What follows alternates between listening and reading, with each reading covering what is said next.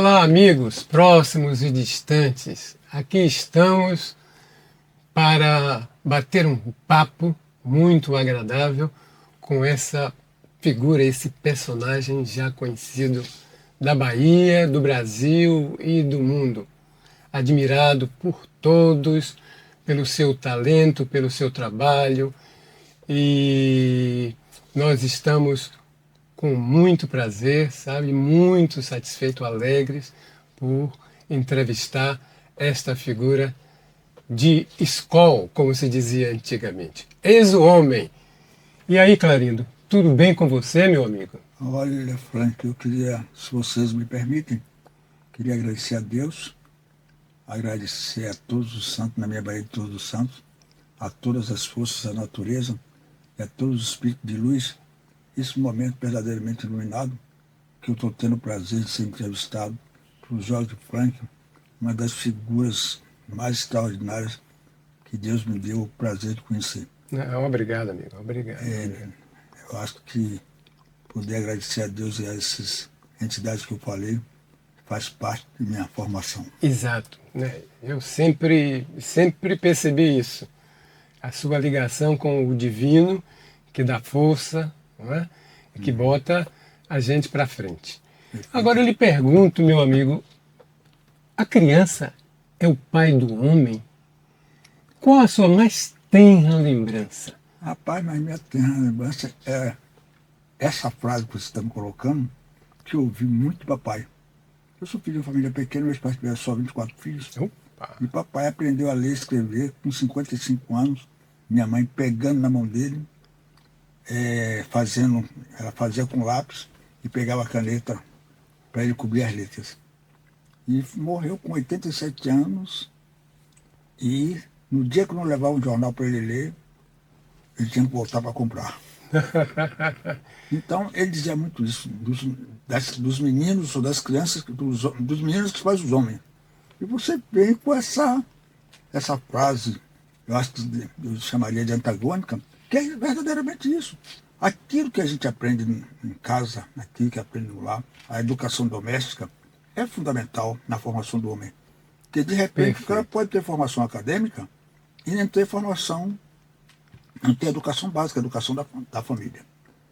Então, papai dizia isso, e você ratifica, e eu assino embaixo. As crianças é que podem fazer, surgem os grandes homens e as grandes mulheres. Ah, perfeito. Outra coisa que me ocorreu há pouco, quando eu estava chegando, é que um filósofo chamado Ortega y Gasset, um grande filósofo espanhol, disse a seguinte frase: eu sou eu e minhas circunstâncias. Eu pergunto, Clarindo, quem é você? Eu sou eu e tudo aquilo que acontece comigo. Então, eu vou um pouco em cima da filosofia desse cidadão. Porque imagina, eu vim de Conceição do Almeida, uma cidade que fica a 162 quilômetros daqui, fizemos 15 horas. Meus pais pegaram uma carona em um caminhão em cima de uma carga de feijão, saltou em Santo Antônio de Jesus, pegou o trem de ferro, saltamos em Cachoeira, São Roque do Paraguaçu, pegamos o vapor de Cachoeira e saltamos aqui na navegação baiana. Isso durou 15 horas. E você imagina quando nós chegamos na navegação baiana, minha tia Chica, que era, digamos, que avaliou, que nos trouxe para a Bahia, como dizia Jorge Amado, né? E o professor Antônio Nery, que fala hoje, para aqui, para a cidade da Bahia. Nós chegamos aqui, tia Chica não estava na navegação baiana. E eu fui, minha mãe, apesar dos meus outros 10 irmãos, ela me pegou para a mão e disse, nós vamos resolver isso. E foi no Largo Pio número 4, na casa da família do Dr. Constantino, os avós de Fernando José, que foi prefeito, e foi quem nos abrigou. E ali nós fomos para o bairro Palmiúdo, e aí veio minha grande ligação com o Pelourinho, com o centro histórico. Todos os meus irmãos tinham que trabalhar, todo mundo era empregado doméstico, outros eram vendedores, eram botadores de água, que na época não tinha água encanada, tudo contra a casa, pegava nos chafariz e enchia os túneis. E eu chego no Pelourinho exatamente com 12 anos de idade, naquela casa que nós estamos, que era o Bazar Americano, de Eduardo Augusto Reis e Walter da Costa Pinto. Seu Walter está com 102 anos, está vivo e lúcido. Que maravilha. Então eu começo ali naquele lugar exatamente com 12 anos como empregado doméstico, batedor de ferrugem, auxiliar de balcão, balconista, subgerente, gerente, contabilidade. Depois fiz jornalismo e estudei na tarde. Da tarde eu fui para o Jornal da Bahia, fui para a Tribuna, mas tive muita dificuldade para estudar. Primeiro, eu queria ser advogado. Não. Esse era meu grande sonho. E minha mãe levava 4 roupas de ganho. Aí sexta-feira, quando ela terminava de preparar as tochas para entregar na casa dos brancos, como ela dizia, ela dizia, meu Deus, eu quero ter uma quitanda, eu não aguento mais essa vida. Que os dedos dela estavam quase tudo em carne viva, lavava com potássio, com sabão, em pedra. E aquilo batia muito em mim, eu dizia, meu Deus, eu quero ser advogado, minha mãe que só fica reclamando da vida, que é dura realmente. A labuta diária. Aí eu consegui concluir o primário, os 5 anos primários, você sabe, concluir os 5 anos primários naquela época, era como se você fizesse um curso superior hoje. Superior. Tinha muita qualidade o primário daquela época. Tipo minha avó, algumas parentes. E aí eu parei de estudar 3 anos. Consegui os meus 5 anos, aí parei 3 anos trabalhando, juntando dinheiro para botar a quitanda dela. Botei a quitanda, voltei a estudar. Minha escola aqui na Rua Barbosa, altamente preconceituosa e racista. Tinha 48 alunos, só tinha 2 negões. Eu fazia minhas anotações em papel de embrulho e o Roque, que era filho de um petroleiro. Você sabe, naquela época, ser petroleiro, funcionário do Banco do Brasil, ser estivador e doqueiro, era status, né? Status, exato. E aí, quando foi no mês de outubro, o professor perguntou para todo mundo onde ia fazer exame de admissão. E o Raquito, sentava lá no fundo. Ele, você é no fundo, menino. Eu disse, senhor, foi no Severino Vieira. Ela ontem, eu disse, Severino Vieira. Mas você é muito fraquinha, porque você não faz no Sé, não faz no Grupo de Caxias. Eu fiz no ICE. Eu tive uma crise de choro, me senti discriminado. Eu já me sentia fraco em relação à questão do poder aquisitivo dos meus colegas. Eu sei.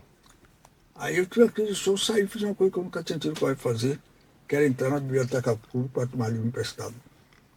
Que era ali onde é hoje o Palácio da Prefeitura. Sim, sim. Ali, não sei se você se lembra, ele tinha um quarteirão. A imprensa oficial, era a Delegacia de Altos Costumes e exatamente onde a gente podia tomar os livros emprestados, a biblioteca pública. Se você chegasse lá em casa de 10, 11 horas da noite até 2, 3 horas, eu estava com os pés dentro da bacia estudando, para dar uma resposta à professora. E matriculei no Severino. Quer dizer, desde aí, você já mostra, né, a criança, pai do homem, que você já tinha determinação, não é? Coragem, não é? Para ir à luta. E capacidade, buscar capacidade de superação. De superação. E aí, eu me matriculei, português era eliminatória, eu fiz a escrita. Na hora da oral tinha uma fila enorme e uma fila pequena. Perguntei por que essa professora filha pequena, o apelido dela é Calamidade, Calamité, que ela só na nota baixa. Eu, como sempre gostei do desafio, fui enfrentar a Calamité. Ela olhou para mim, tá tremendo? Tá. O que você faz na vida? Eu sou empregado doméstico. Você quer ser o quê? Eu disse que eu sou advogado. Era advogado preto? Eu disse, só eu sou advogado. Aí tinha um tolozinho só na mesa dela. Lê até o segundo parágrafo. Eu li. Eu analisei exatamente o primeiro ponto segmento do texto. Eu analisei.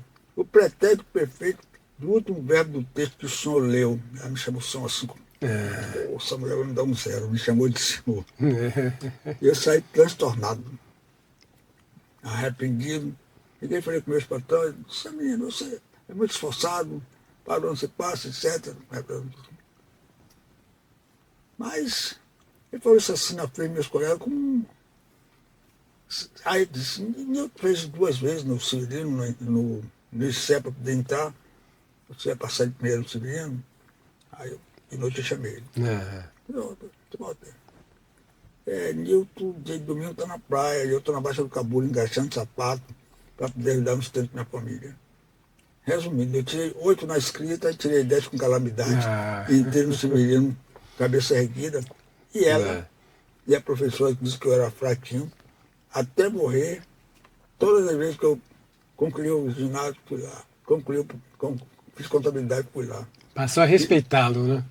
Aí fiz jornalismo, primeiro artigo que eu escrevi no Jornal à Tarde, fui lá, mostrei para ela. É aqui, pronto. E Aqui, a lição. até elas morrerem, eles tiveram que me engolir. É. Porque eu não sou daqueles que alguém quer puxar meu tapete, eu, modéstia à parte, está aí a grande luta de 53 anos pela Exato. revitalização do nosso centro histórico.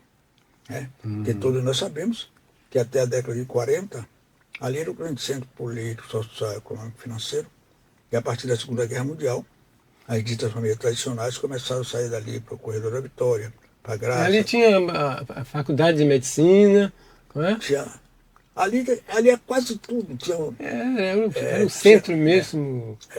até a década de 40 saíram as famílias, e na década de 70 saiu a Faculdade de Medicina, saiu o Instituto Médico Legal, saiu a sede do INCRA, saiu a Academia da Bahia, fecharam o Cine Santo Antônio, fecharam o Cine Popular, desativaram o Plano Inclinado Pilar, desativaram o Charles Tabuão, houve um incêndio cheio de ofício, tiraram a administração do Estado, tiraram a administração do município, fecharam o Baneb, fecharam a Caixa Econômica. Então, nessa linha de coisas negativas que aconteceram, principalmente com relação à cultura, me faz lembrar o apóstolo que disse: ide-vos, ou ide vós, julgar o mundo. Que julgamento você faz a partir de tudo isso que você acaba de dizer? Que julgamento você faz do mundo? Rapaz, do mundo, eu não sei, mas eu com visão mais restrita, eu vou, digamos assim, me posicionar na questão do Brasil. Do Brasil, da Bahia e do Brasil. Pronto. Do Brasil. Eu acho que houve uma falta de investimento nesses 30 ou 40 anos naquilo que eu chamo que é um tripé. Saúde, educação e cultura. Se os nossos governantes investissem nesse tripé que eu falei, se preocupassem um pouquinho com Paulo Freire, seguisse um pouquinho com Paulo Freire, um pouquinho da Darcy Ribeiro, um pouquinho do baianíssimo Anísio Teixeira, o país seria outro. Qualquer país do planeta Terra que investiu em educação está bem. Tá bem. E nós somos um país, um povo diferenciado. Nós temos tudo que outras grandes nações não têm. Eu me lembro, tudo aquilo que Pero Vaz de Caminha disse na sua carta para o rei de Portugal, que o Brasil, tudo que se plantasse dava. Nós temos 525 anos de descobrimento do país, e isso continua vivo e atual. Inclusive, eu acho que eu vou até um pouco além. Tem muitas coisas que você não planta que nem semeia, no caso do meu pomar lá em casa, nasceram plantas e algumas coisas que eu nunca plantei. Os pássaros. Os pássaros se encarregam, né? Cai do bico e nasce. Então, e às vezes, semeadura. E aí você vê as ruínas do centro histórico, quase todas cheias de árvore, inclusive a primeira Escola de Belas Artes da Bahia. Então, eu acho que falta investimento. E o centro histórico é o grande exemplo disso. Então, como eu estava dizendo, aí em 71 a gente cria uma entidade chamada Revicentro.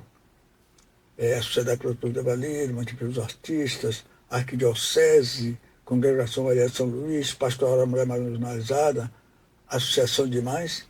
E foi até 79, começou a ter intervenções políticas, eu me afastei. Em 83 a gente reúne na Cantina boêmios, intelectuais e alguns militeiros anônimos e cria o projeto cultural Cantina da Lua, com a perspectiva de lutar pela habitação e pela preservação da nossa memória cultural. Daí é que surge a Festa da Bênção. A Festa da Bênção. A Festa da Bênção, que faz 42 anos agora. Agora, né? Agora em outubro faz 42 anos. Infelizmente, essa bênção, que foi, inclusive, quem tirou o Olodum do fundo do Teatro Miguel Santana para o mundo, ela praticamente acabou.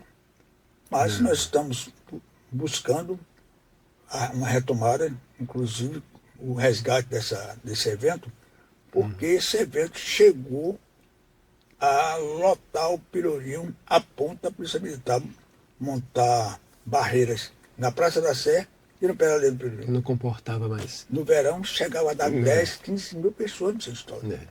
Então, mexia com a nossa economia de uma maneira muito forte. Eu lhe diria que já teve segunda-feira, que uma determinada empresa de cerveja parava na porta, 120 engradados de cerveja.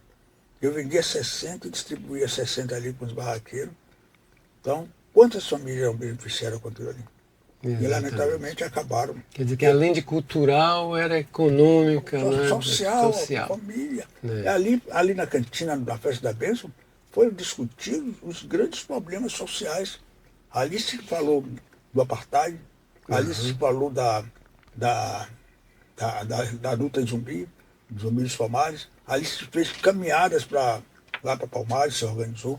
Ali saiu uma frase antológica de Paulino Camafeu.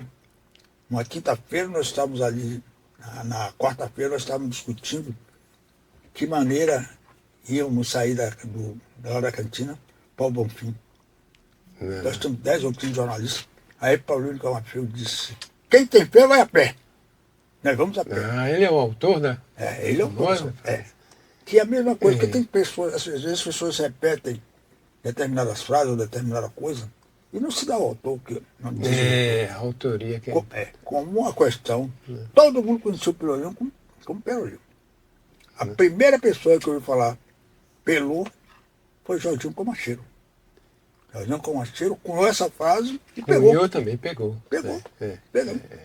Isso vira uma marca forte, né, com uma força em todos os sentidos, né?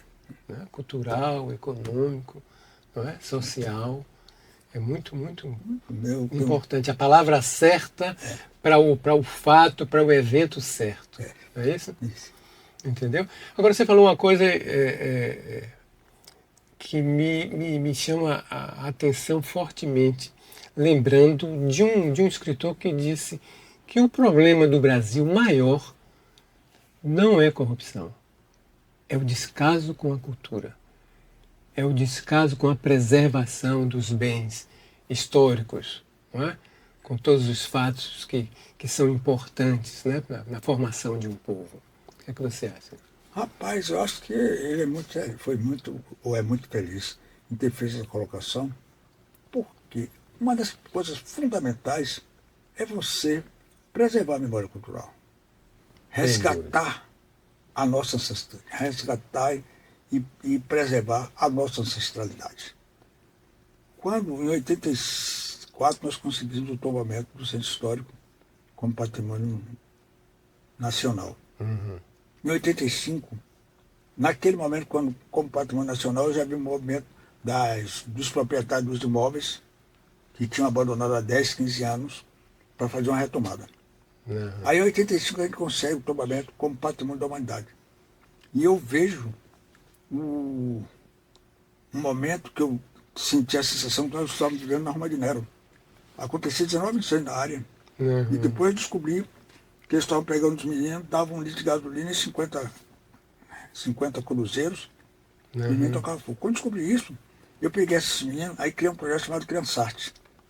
Dia de sábado, você chegar lá na cantina, tá lá na porta 40, 50, 60, 80 crianças. A gente fazia trabalho com guache, com nanquim, com argila, mas meu foco principal é a educação patrimonial. Saía dali, digamos, ia na Faculdade de Medicina. Antes de servir o lanche, nós fazíamos isso. Aí, dizia, você está vendo isso aqui? Mostrava a faculdade na sua grandiosidade, na sua interesse. Dizia, isso aqui foi construído pelos seus bisavós, pelos seus tataravós, que vieram do continente africano, que não pediram para vir, que antes de embarcar, passavam pela árvore do escurecimento para perder sua identidade. Às vezes vinha famílias inteiras, com 10, 12 componentes da família, chegava aqui e mandava para Pernambuco, mandava para Santa Amaro, mandava para o Rio. Quer dizer, e nós não podíamos apagar isso que seus avós, seus bisavós fez. Não tem dinheiro para vocês fazer isso. Seus tios estão fazendo essa reunião de vocês exatamente para vocês assumirem a defesa desse lugar.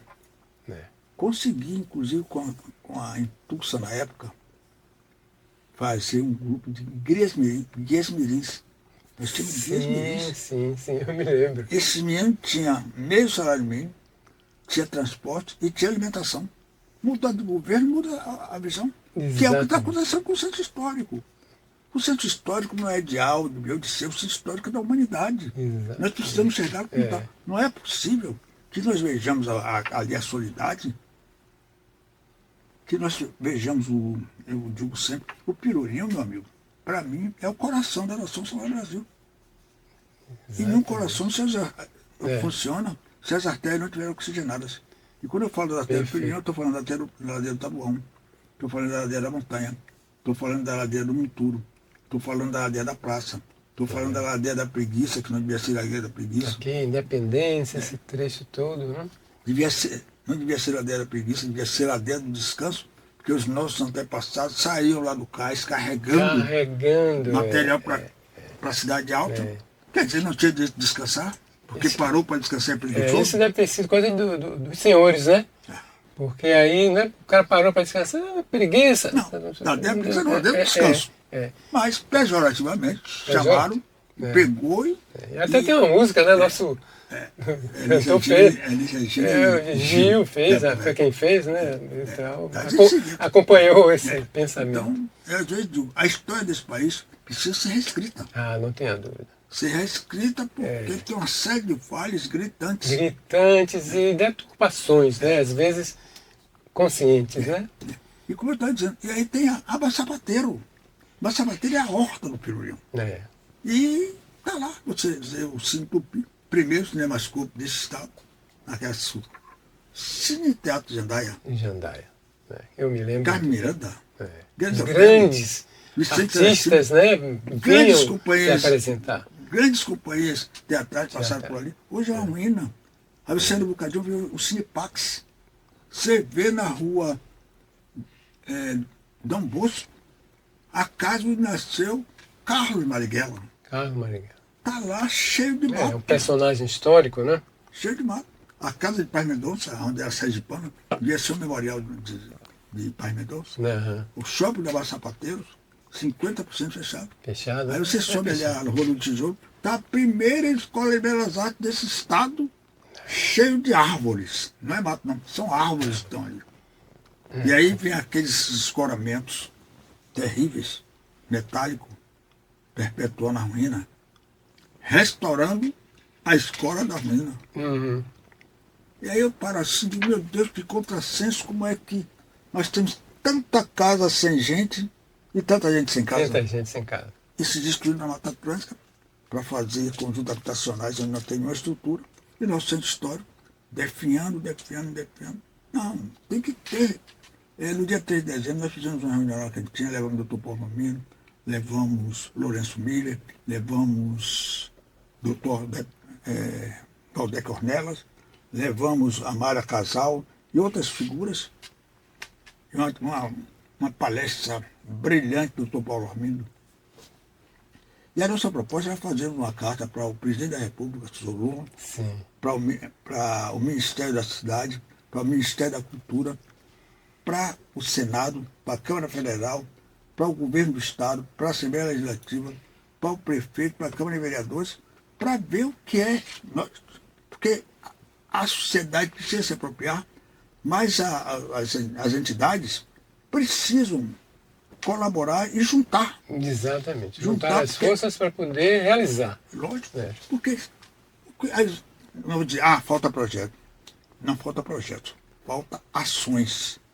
Projetos tem muitos e de várias matizes. Precisa ação.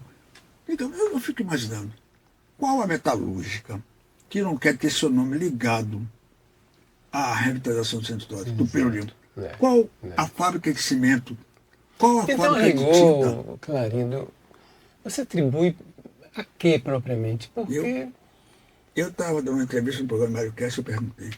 E essa pergunta eu faço questão de deixar. A quem interessa? Eu falei a quem? Mas... A quem interessa? Porque está tendo grandes investimentos da Voxi.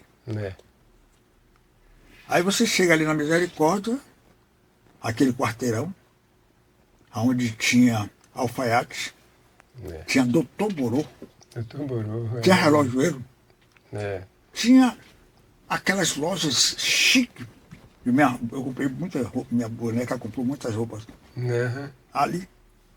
Hoje, fechou, tá lá. Deve seguir o exemplo da Rua Chile, do Tira-Chapéu. Aí pega aquele pedaço ali, restaura, nós vamos ficar com uma, digamos, da Rua Chile Ah, até isso o Terreiro de Jesus restaurado, porque o Terreiro de Jesus está bonitinho. né? Não, Apesar. e aquele trecho é muito bonito. Muito bonito. Aí Os tem ali, prédios. a Rua 3 de Maio. Eu estou vendo na Rua da Oração 2 prédios. Um prédio tem uma porta e uma janela. Fecharam com cimento, É. desenhado. Outro prédio na esquina. Aí você vai, encontra na Ladeira do Ferrão 4 casas ali na esquina onde era a farmácia Tavares. Aí pegado tem o número 2, número 4, número 6, foi a casa que nasceu Maestro de Oxóssi. Aham. Aquela casa, ela está ali. Eles fecharam. E nós estamos preparando para no dia 2 fazermos um manifesto. Eu não faço protesto, eu sou homem de fazer manifestação. Manifestação. É. Juntando as diversas entidades para fazer homenagem ao Magistério e cobrar o memorial dela ali. Agora você atribui, assim, a Regu esse descaso. Como é que a gente pode compreender, sabe, essa postura? A quem interessa. Quem interessa? Né? Eu acho que essa é a grande pergunta. A quem interessa ver o centro histórico da América? Porque, rapaz, você desce, a ladeira da montanha, aquele lugar ali, você está debruçado para a Bahia de Todos os Santos. A paisagem Mas está 90%, paradisíaca, né? Quando eu passo por ali, eu fico embevecido. 90% arruinado, fechado. Fecha. Pô, tanta gente sem casa, tanta casa sem gente. Né? Então, eu acho, eu sou um homem de profunda fé. Eu acho que se todos nós, aí eu falo todos nós, a sociedade organizada e os governantes, se juntarem, nós poderemos, no dia 3 de dezembro desse ano, dizer, nós estamos com boa parte da nossa missão cumprida. Não. Eu acho que a Bahia, o Brasil, a humanidade precisa e merece viver nosso centro histórico revitalizado. Há 39 anos, eu fiz uma carta para o ministro da Cultura falando da Faculdade de Medicina. Nós fizemos um manifesto na época e essa carta foi cair na mão do ministro da Cultura. Eu fiz uma carta para... Nós entregamos um manifesto ao Sarney, lá dentro da cantina. Sim, sim. Falando da degradação. Depois eu entreguei a carta do projeto cultural que era do Papa João Paulo II, que falava do abandono da igreja barroquinha, onde o padre Antônio Vieira fez grandes pregações. Falavam da Catedral Basílica, que estava realmente degradada, mas falavam sobretudo da Faculdade de Medicina.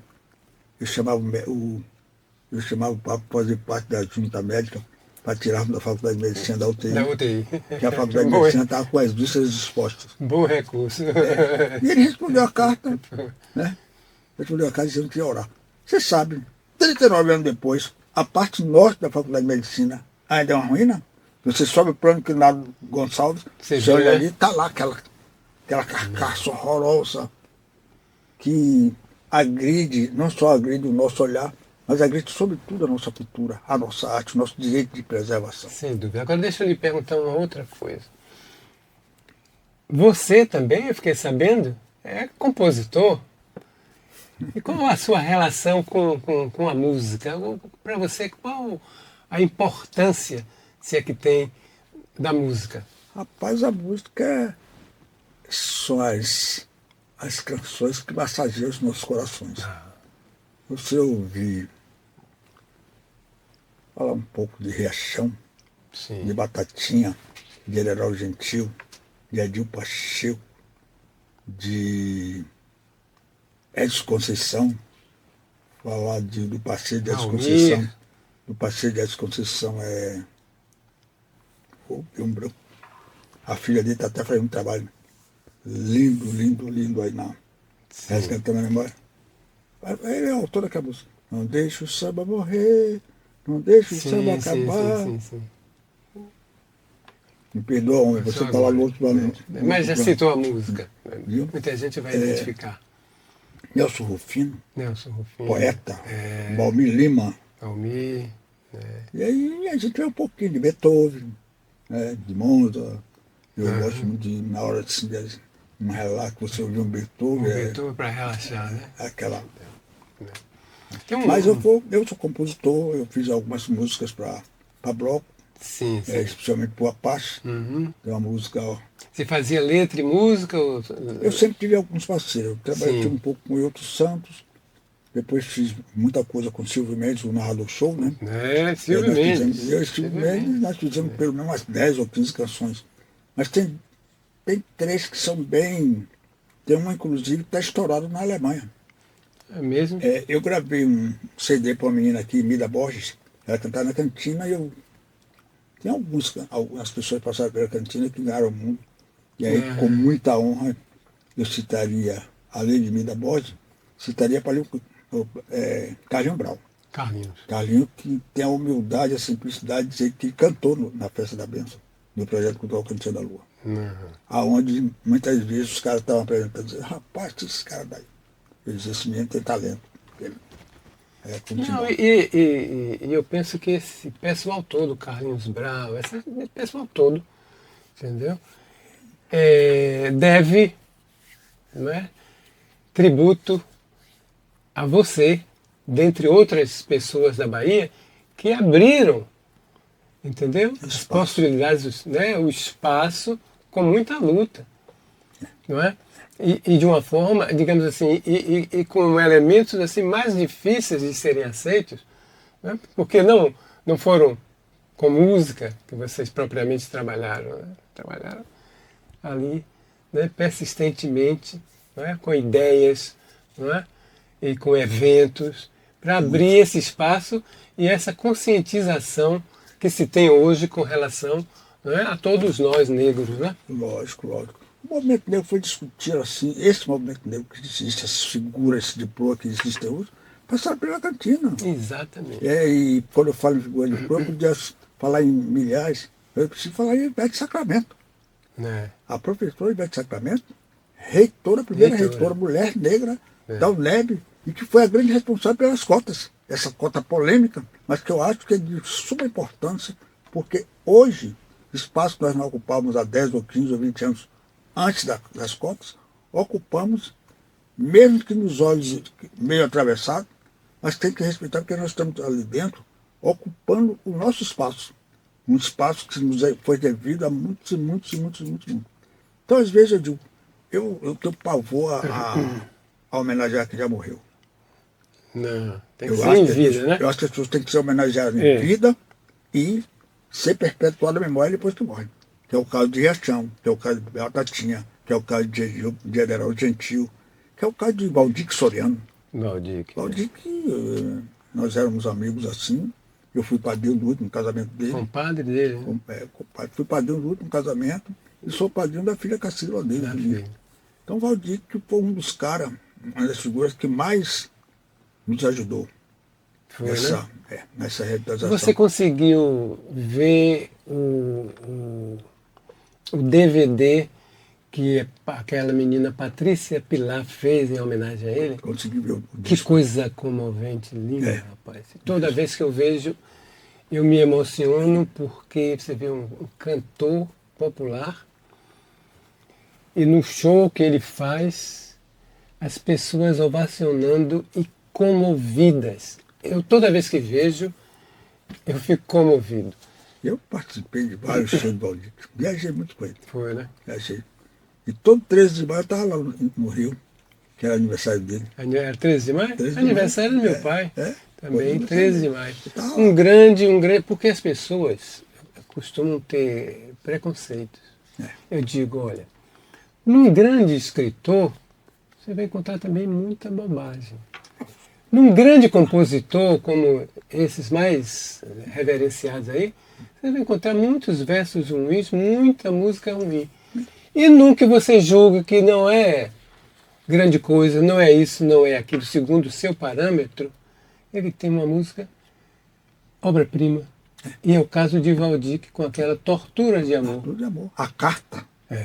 minha querida, saudações. Saudade. Escreva essa carta e outros. Que Caetano até gravou, né? Também no Seu Cachorro Não, tudo mais. São 500 e tantas Que canções. tem mensagem. Agora, claro, você se afasta do preconceito, né? Mas as pessoas gostam de cultivar, né? O lado negativo. O lado negativo. Eu gosto de sempre ver o lado positivo, que é voltando à música que está estourada lá na Alemanha, Mida Borges.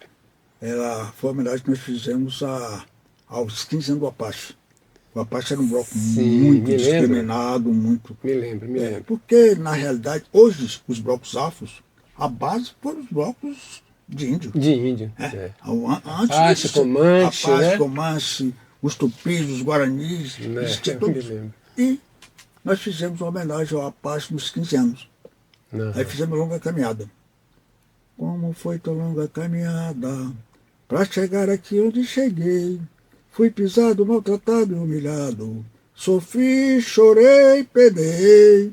Mas hoje isso é parte de um passado que ficou pelo caminho onde andei. Aqui vou eu, aqui vou eu. Vou feliz da vida debutando, meu perdão à parte tremulando. A minha história sempre teve uma raiz. Olê, olê, olê, olê. O meu canto traz a alegria. Sou feliz e não sabia. Precisei passar o que passei. Precisei passar o que passei. Fiz tanta interpretação de... Ainda canta, tá vendo? Você, além de tudo, ainda canta. E aí teve também... Essa está na boca do povo, estourou na década de 80. E é bonita, bem construída. Eu vi o índio enrolando a pamonha, fumando cachimbo, e fumaça sem vergonha. O índio é massa. Real, o índio curte uma legal, vai fumando seu cachimbo e a fumaça não faz mal. Eu vi o índio. Genial. Genial. Eu e o legal, o Silvio Mendes. Essa com o Silvio Mendes, é? Boa parte com o Silvio Mendes. Ele é casado com uma irmã minha, não o Silvio, mas o irmão dele, Aurélio. Aurélio Mendes. Aurélio Mendes. Casado com a irmã minha. Então tá toda família, né?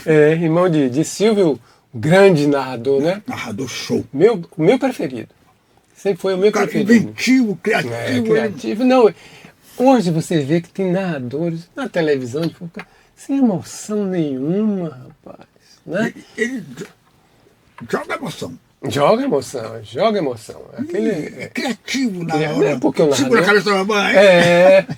O narrador tem que ser criativo, tem que ter os bordões, mas bordões bacanas, bem feitos, não esses que ficam inventando aí, esses comuns não.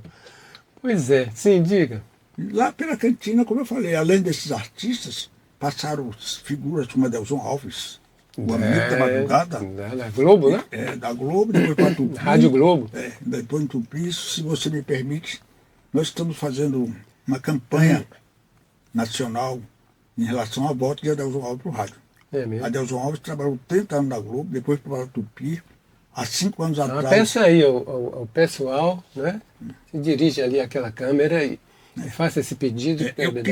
Uma coisa que mexe muito comigo é ver uma figura como Adelson Alves, que trabalhou 30 anos na Globo, depois foi para Tupi, ajudou milhares de músicos, de artistas, produziu Clara Nunes, produziu Elis Regina, produziu Zeca Pagodinho, ajudou Batatinha, Derol Gentil, Edil Pacheco, Martinho Davi, os Ticoães de Feira de Santana, ele levou para o mundo.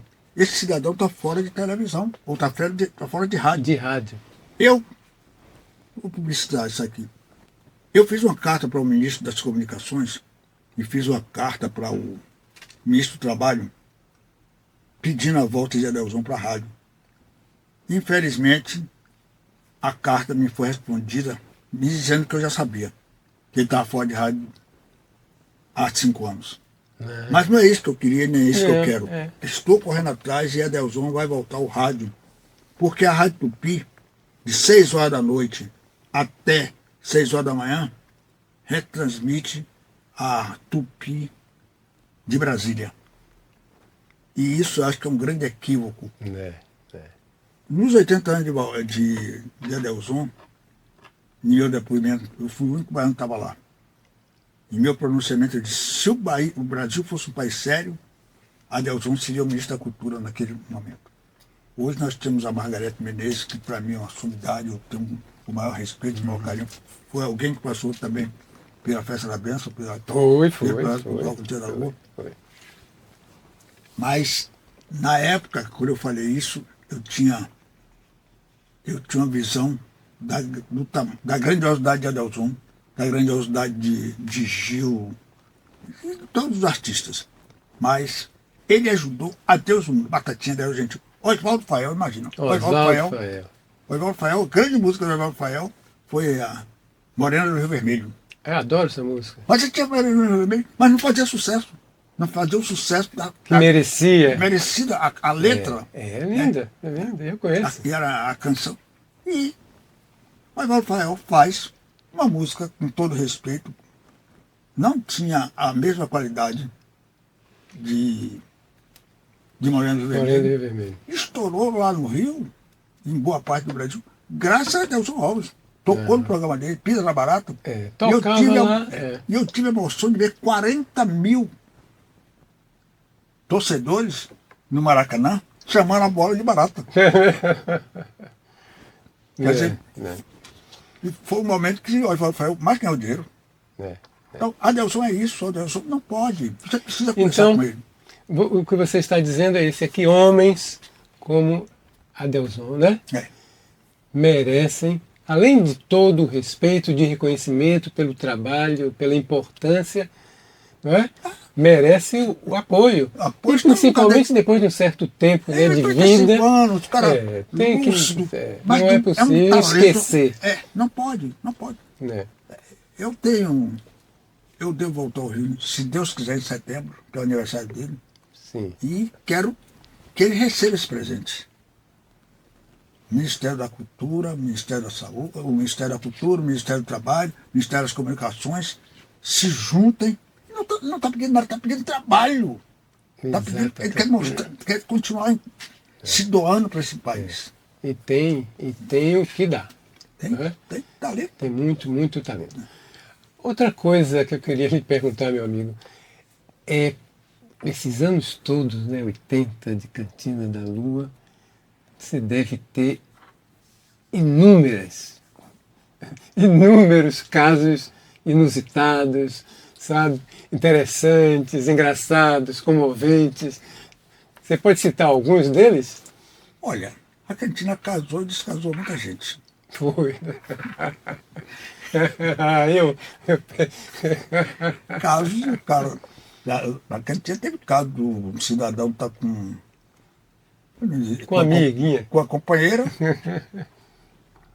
O cara enchia a cara, dormindo na mesa, e o amigo dele saiu com a companheira. Com a companheira, voltar e botar na mesa e ele continuar dormindo.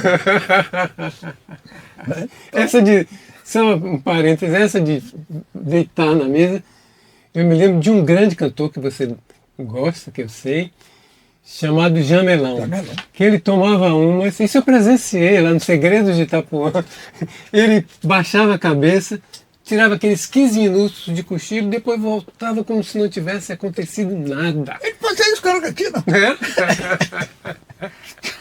Jamelão. Grande cantor, né? Eu botava no queixo assim. E tirava o cochilo. Sim, então assim, além desse caso, né, que outros assim, da Cantina, assim, desses casos mesmo? Casos, grandes, digamos assim, grandes contratações de rádio. Sim. Lá se discutia muito, a quarta ali o cara entrava lá em determinada emissora e disse, rapaz, eu quero ter você lá. E muitas vezes eu fui intermediário. Sim. De o cara está na determinada emissora e disse, claro, você conhece o diretor, o doutor fulano de tal. Você pode articular isso para mim? Eu digo, rapaz, não posso ir, não.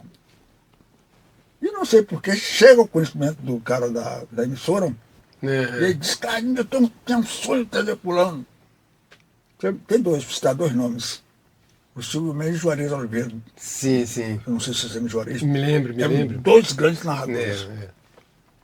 E a Rádio Clube estava querendo botar esporte.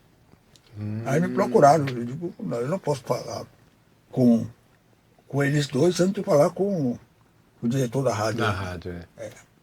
Aí falei, disse, rapaz, você vai desfalcar o time? Eu digo, não, a gente precisa. Aí chegou à conclusão que eles podiam ir para a Rádio Clube e eu criei o slogan. Foi mesmo? Sem clube não há futebol. Ah, perfeito. É muito de publicitário também, né? Agora me diga uma coisa. Você conviveu, como todo mundo sabe, com notáveis, né? Figuras extraordinárias dessa Bahia. E uma delas foi o Major Cosme de Farias, que eu me lembro quando menino, minha avó era dona de escola, Dona Maria, lá na Liberdade. Tinha a escola São Raimundo. E tinha verdadeira adoração pelo Major Cosme de Farias. Eu mesmo eu via pelo rio ali, eu via e tudo mais. O que é que você tem a dizer? Rapaz, Major Cosme Farias, para mim, ele tem uma influência muito grande na minha vida. Quando eu cheguei ali com 12 anos de idade como empregado doméstico, eu já sabia algumas coisas das primeiras letras, mas eu vi aquele senhor com a parte debaixo do braço. Sim, era uma figura. Como era normal, os jovens tomavam benção aos mais velhos. Como eu tomei benção, assim Teixeira, imagina. Sim, Teixeira. Aí disse, a benção, minha benção.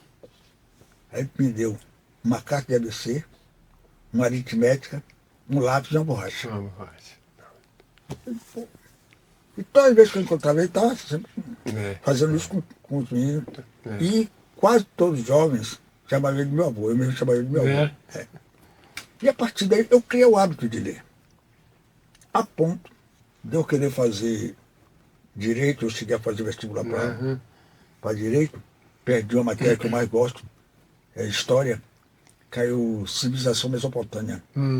E travou, não saiu nada.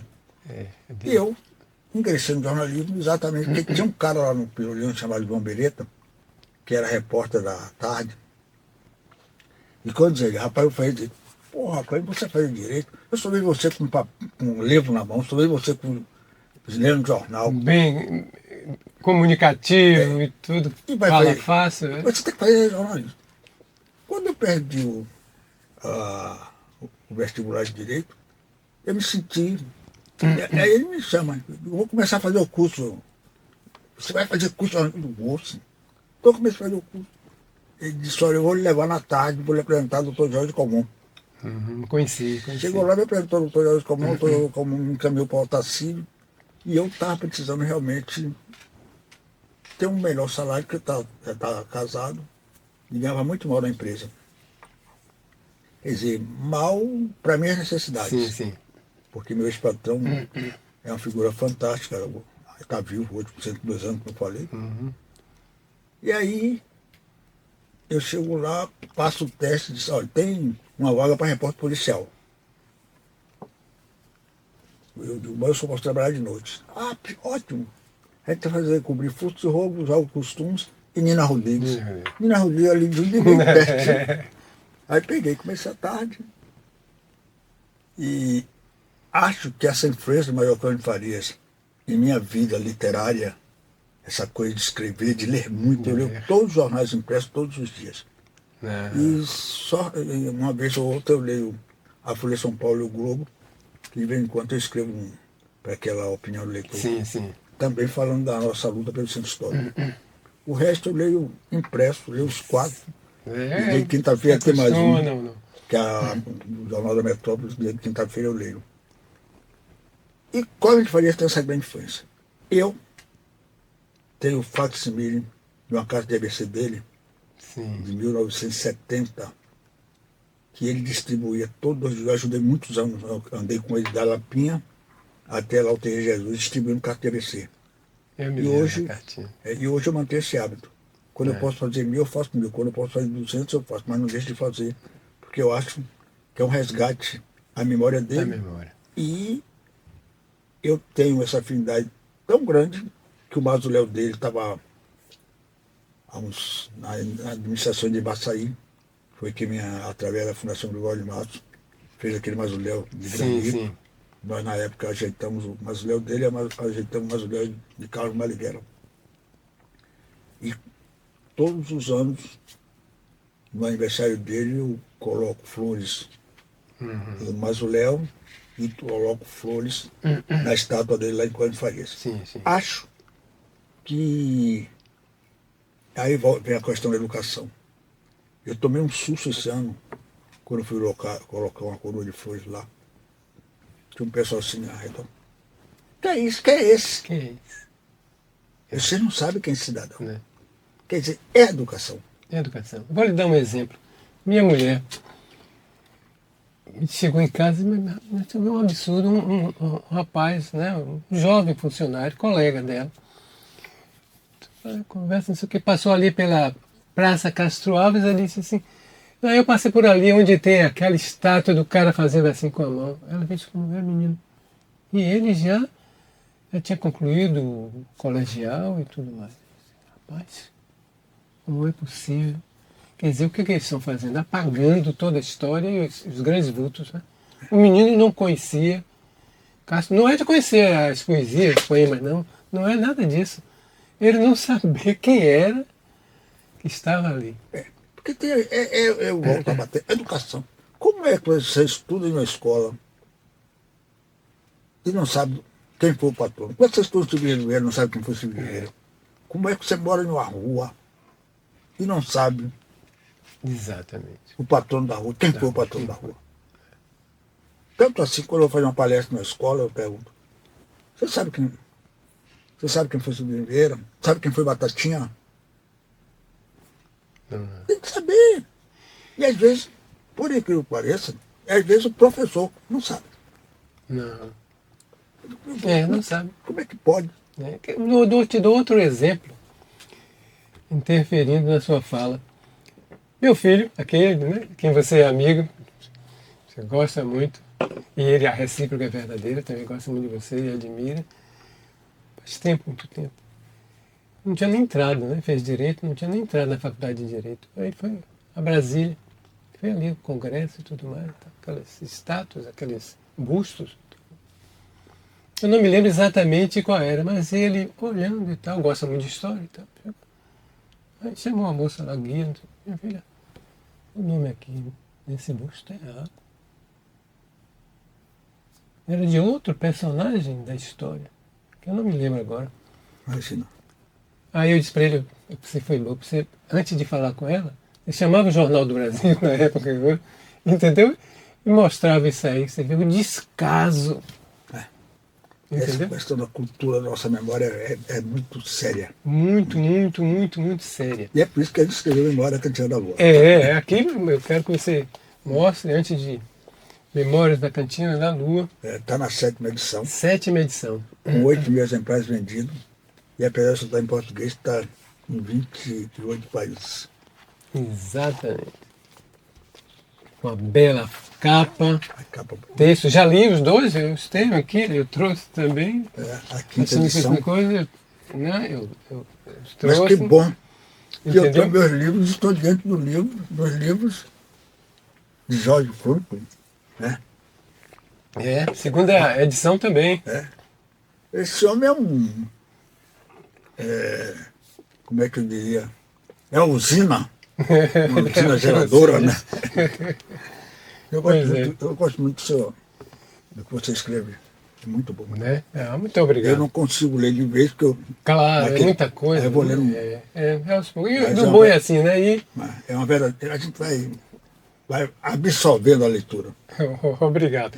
Voltando aqui, eu não sei se você se lembra de Stanislau Ponte Preta, que o homem que criou, né, o slogan, né, para mostrar o festival de besteira, na época, que assola o país, o FEBEAPA. Não é? Na época, não faltava fatos e eventos e situações para mostrar as besteiras que assolavam o país.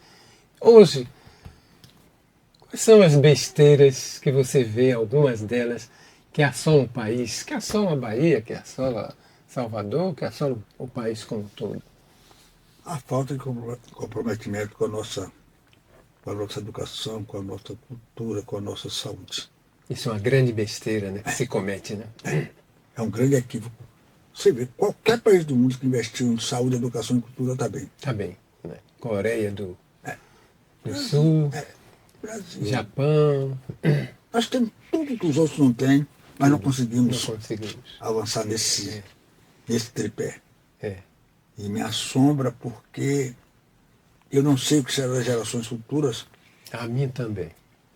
até porque quando você vê os pais colocarem a chupeta por o diabo, por essa coisa horrorosa. O menino está com 3 anos, 3 anos já está. está ali, ó. Não, porque antigamente dava chupeta para consolar. Hoje dá um. Dá um celular. E não Aí sabe o prejuízo que está causando de toda a ordem, né? Aí dava uma carta ABC.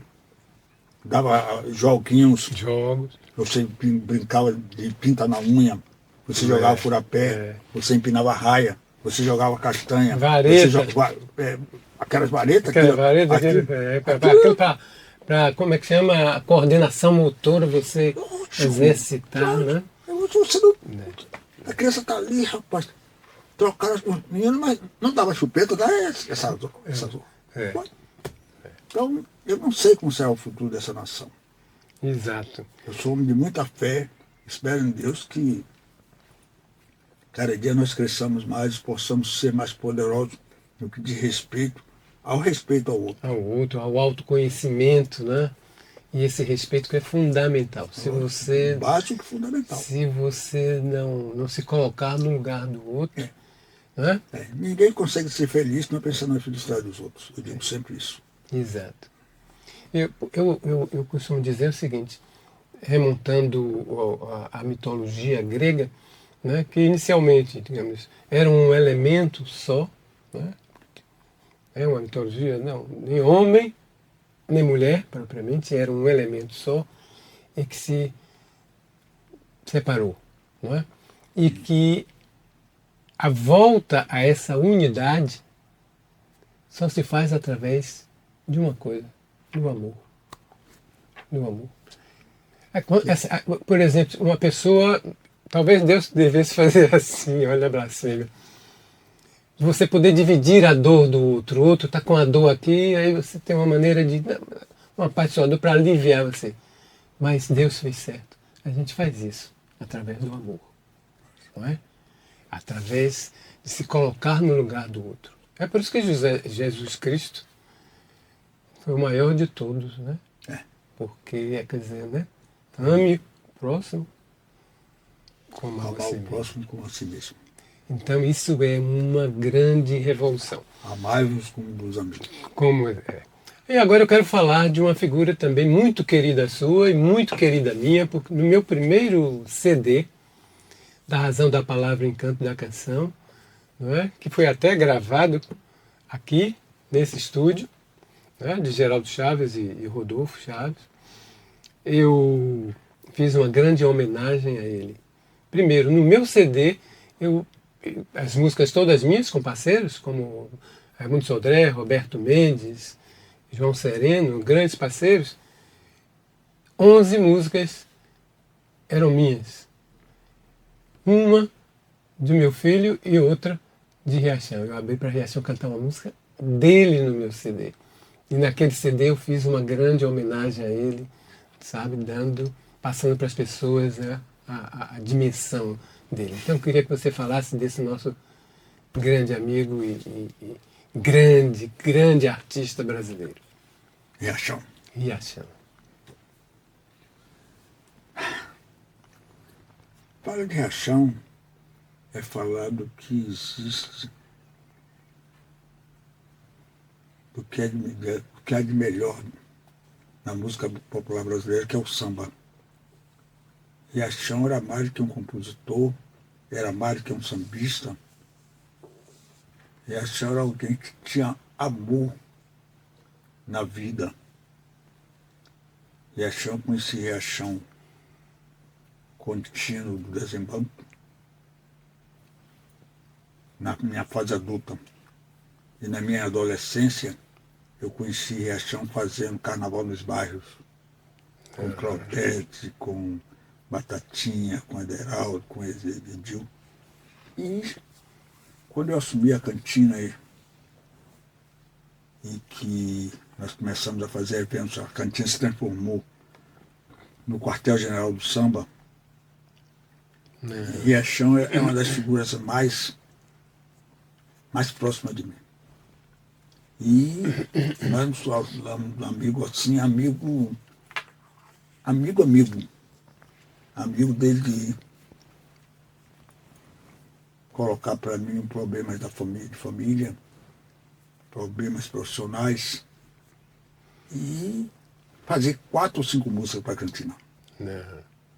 Participar do filme A Resistência da Lua, de Otávio Bezeira, que é um filme que foi premiado em Cuba como melhor documentário, depois ganhou um Tatu de Ouro no 18º Festival Internacional, e Riachão estava lá. E eu tive a honra de acompanhá-lo a ponto do último show dele, foi lá no Rio, foi lá em São Paulo, no Sesc Pompeia. Porque os últimos 10 anos da vida dele foi administrado por Paulinho Timó, um compositor, músico carioca, que conseguiu, inclusive, botar ele na Caixa Cultural, que ele veio no Brasil quase todo. E esse último show lá no Sesc Pompeia estava eu, ele e Martinho da Vila. Mas você que está se despedindo. A plateia levou mais de 10 minutos. Ele saía a plateia cantando as canções dele. Então, o Riachão, para mim, foi um grande amigo. A grandiosidade dele, vale a redundância, é tão grande que o palco da Cantina da Lua, ele tem uma placa lá em cima. Não é verdade. E tem o palco da Cantina da Lua, é palco Centenário Riachão. Eu sonhava com ele em chegar aos 100. Ele não chegou aos 100. Não chegou aos 100, morreu com 98. Foi. Deixou 4 músicas gravadas, 4 já. E Paulinho Timó gravou agora essa coisa que está na moda, me esqueci o nome. Que hoje ninguém mais compra disco, né? Você está nas plataformas, né? Uma plataforma onde eu cheguei, estou chegado. Onde tem modéstia à parte, tem alguns depoimentos meus. E Riachão para mim é um ícone. Eu chamava ele de cancioneiro popular da cidade. Que ele improvisava aquela música da baleia. Da baleia. A onça. Né? E outras tantas. E quem chega na Praça Cairu, olha para cima, quer que vê. É o elevador da Serra, que vai subir a descer. É o retrato fiel na Bahia. Baiana vendendo com alegria, a coisinha gostosa de Dendê, acarajé. Ele é um cancioneiro mesmo. Genial. 500 canções, meu amigo. 500 canções. Ele tá, no momento tem um neto dele, Tayan, tá fazendo sucesso. Deve cantar as músicas dele. O show dele, ele fez uns 4 shows na cantina. Ele tá num grupo que chama não sei o que baiano. Lotava a cantina. A cantina ficou pequena. Ele agora está fazendo lá na Rua do Passo, na casa Castro Alves.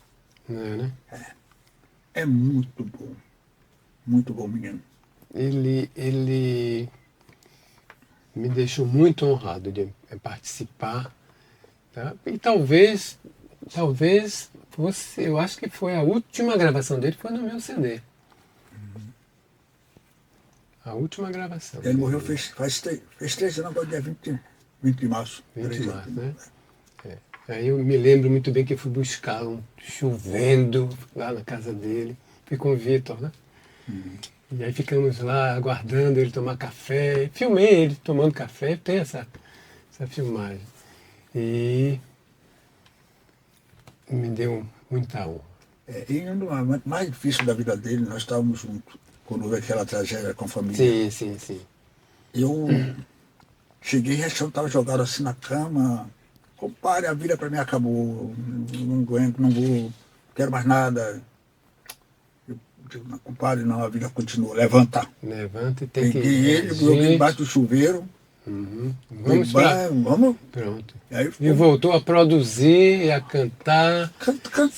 Cantou no funeral, rapaz. Aquilo para mim foi uma das coisas. E cantou como é o nome da mulher dele? A música da mulher dele? Dalva, né? Dalvinha. Dalvinha, que ele chamava. Rapaz, que coisa. É. E graças a Deus ele te reergueu. Graças a Deus ao trabalho de Paulinho Timó, de Maria Pinheiro, de André Carvalho e das pessoas que acreditaram nessa possibilidade.